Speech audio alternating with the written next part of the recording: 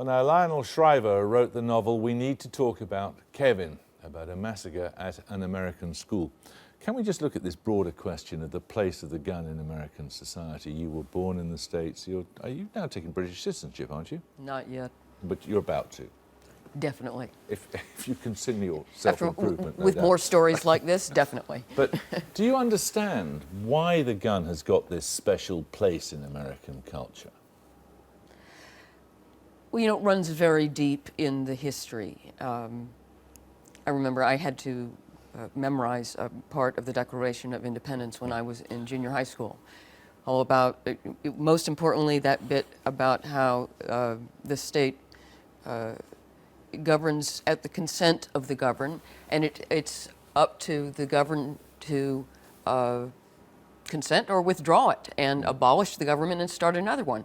And the first time we did that violently. And school children learn this, that if you don't like your government, you essentially have the right, the moral right to overthrow it. And I don't think it's an exaggeration to say that there is an element of the right, the gun rights lobby that really has to do with, in the back of their minds, if push comes to shove, we should be able to overthrow the government by force. But this is a mature, stable democracy. There is no chance of the state being overthrown. Of course not. It's a fantasy. That's one of the things that's a little odd about it. I mean, there have been occasions where citizens tried to withdraw their consent, and it didn't work out very well. I mean, look at Waco, Timothy McVeigh, who was killed by lethal injection. I mean, it's an absurdity. But there is an element in the United States that is very uncomfortable with the state, suspicious, and even hostile, and feels that rather than the state needing to have that classic monopoly on violence, that the citizen needs to be armed in order to counterbalance the power of the state. When you hear an argument like the one we just heard there, put pretty cogently by that gentleman in Philadelphia about people protecting themselves, do you understand that? Yes, I do. I mean, I understand the primitive need to defend yourself, especially in a country where lots of other people have guns. I mean, it does compound itself. If many other people in your surround are armed, then you feel like a fool not to be. But is there something uniquely malevolent about Americans? Uniquely menacing as an environment? No, I don't think so. So what's behind it? I think the gun has become an emblem of that unfettered individual liberty that Americans are told over and over again that they enjoy, but they don't really have. And that makes the gun even more important. Now, the truth is, Americans are as overtaxed and overregulated and controlled by this, that, and the other thing as any other Western citizenry. But they're told all the time that they're free. They don't feel free. And I think the gun has a way of giving you that sensation of real liberty and real power. And guns do confer power.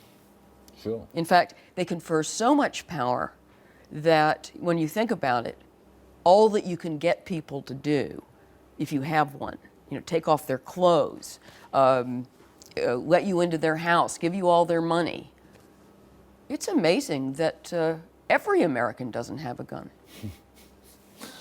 Just to talk briefly about this awful killing, given the subject matter of your own novel, We Need to Talk About Kevin, what did you conclude when you saw what happened?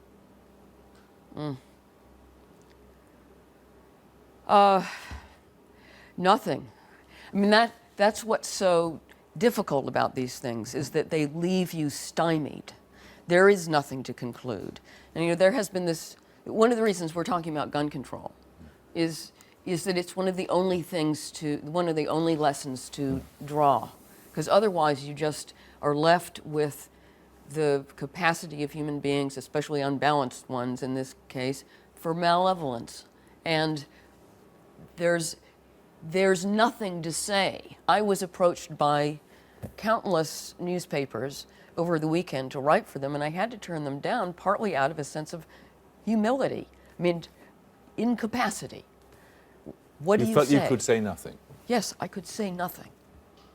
I mean, the detail about this killing that most upset me was the fact that these little children were shot multiple times and with accuracy to absolutely make sure they're dead. My imagining of most people who fantasize about this kind of an incident ahead of time, once they get there, I don't think it usually feels the way they think it's going to. And that gives them some kind of pause. But this guy, there was no pause. And once he was actually putting a gun into a 6-year-old's face, he didn't hesitate. And that just floors me.